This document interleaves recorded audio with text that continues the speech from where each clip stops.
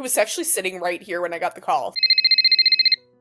It felt like my whole life was flashing before me. Honestly, the worst moment of my life and the worst feeling of my life. The thing that breaks me the most is thinking about my kids. Okay, baby. That's the thing that hurts the most throughout this all, is thinking about my kids and the fact that I might not be here for them. Hi. Watch out. Hi. Kaylee's first symptoms started before she was pregnant. Her stomach has always been sensitive, but when she became pregnant with her first daughter, blood in her stool was dismissed as hemorrhoids. Come on! You can do it! That bleeding did continue.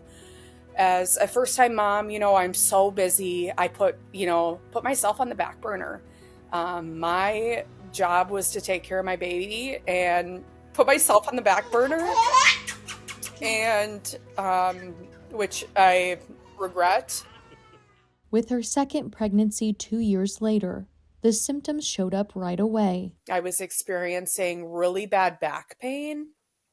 I had really bad abdominal pain, and the sensitive stomach situation that I've had in the past intensified, where I would eat something and I would end up vomiting. I just kind of contributed that to morning sickness, sickness, nausea, because I'm pregnant. I'm newly pregnant. Nausea, vomiting is very common. So as I kind of went along in my pregnancy, those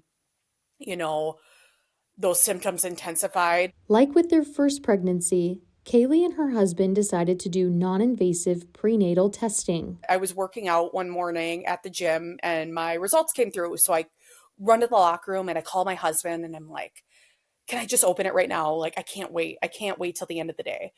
So I'm like, I'll have you on speakerphone and I'll open up the results. So I open up the results on my chart and it comes back not reportable. And I'm like, what does that mean? Like, not reportable. So I messaged my OB and I'm like, hey, got my results. What does this mean? What's going on? And she's like, oh, we probably just did it too early. 2 weeks later, Kailee took the NIPT test again.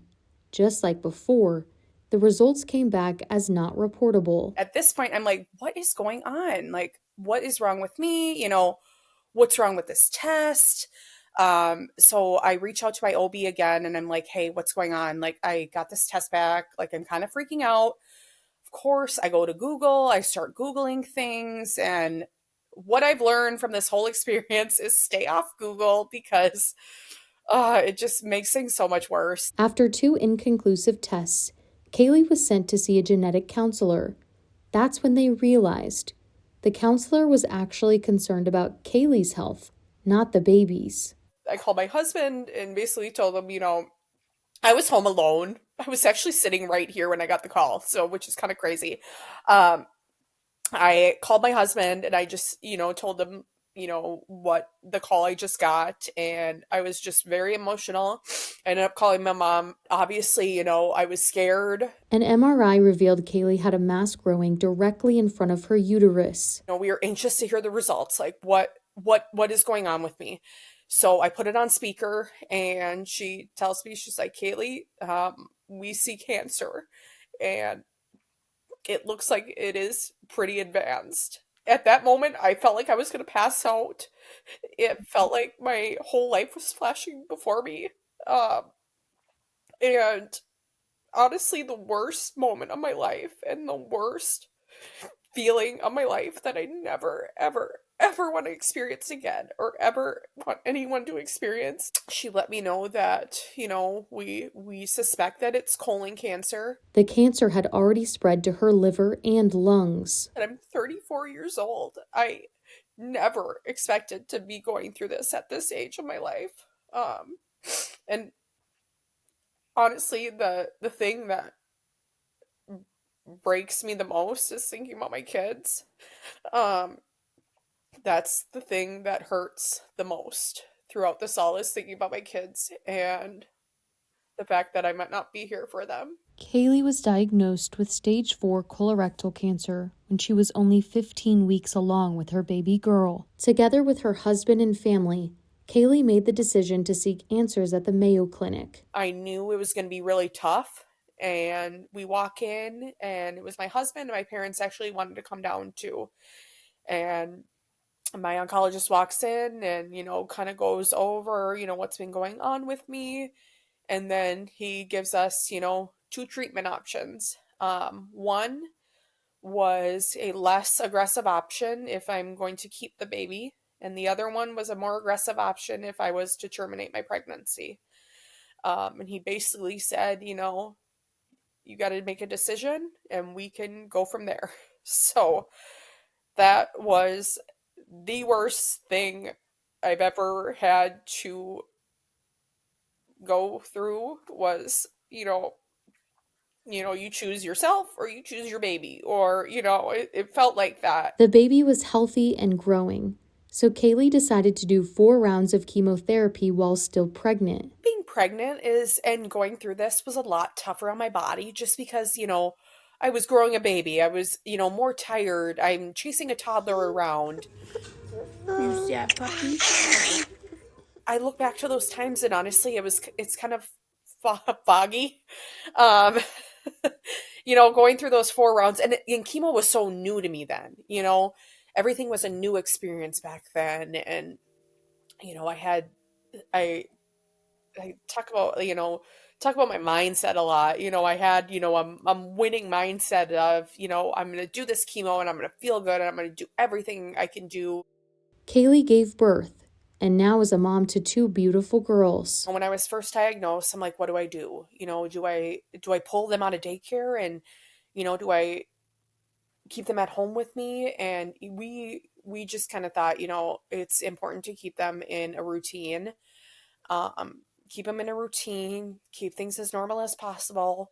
My 2.5-year-old knows, mommy's chemo week. She has an owie and she knows that I sleep a lot and she'll come in the bed and cuddle with me. And so it's tough that she's starting to kind of notice, what's going on with me. But we try to keep things, as fun and normal and do things that we always did, just to keep life as normal as possible for them. No way. Yeah? What else you gotta say? Even while Kailee is still in active treatment, she's struggling to process what it means to be so young and facing stage 4 cancer. But I've met so many other young people who have also been diagnosed with colon cancer this young, even younger than me.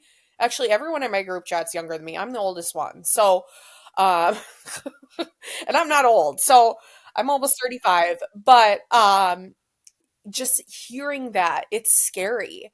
And it's so important just to, watch out for symptoms, watch out for, something that can be wrong, speak with your medical professionals about any type of concerns that you have.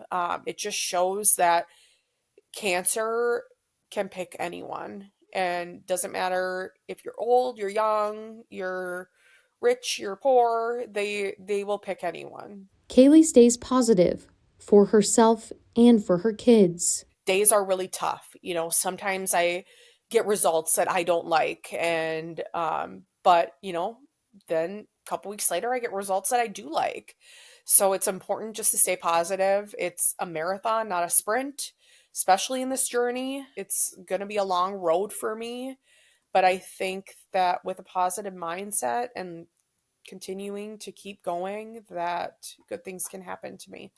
And if Kailee had one piece of advice, it would be to advocate for your care. Whether that's, whether you're in treatment already or maybe, going to be diagnosed or experiencing symptoms, always advocate for yourself.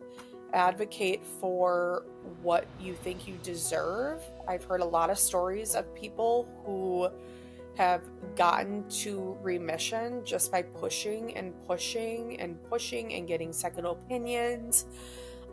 Just because second, third, fourth, fifth opinions, just because somebody tells you no, doesn't mean the next person's going to tell you no too. They might say yes. So it's important to always advocate for yourself, push for what you think is right, and fight for those answers. If this video was meaningful for you, We've queued up another video here, a playlist here, and make sure you subscribe. Thank you for being a part of the Patient Story community. You're not alone.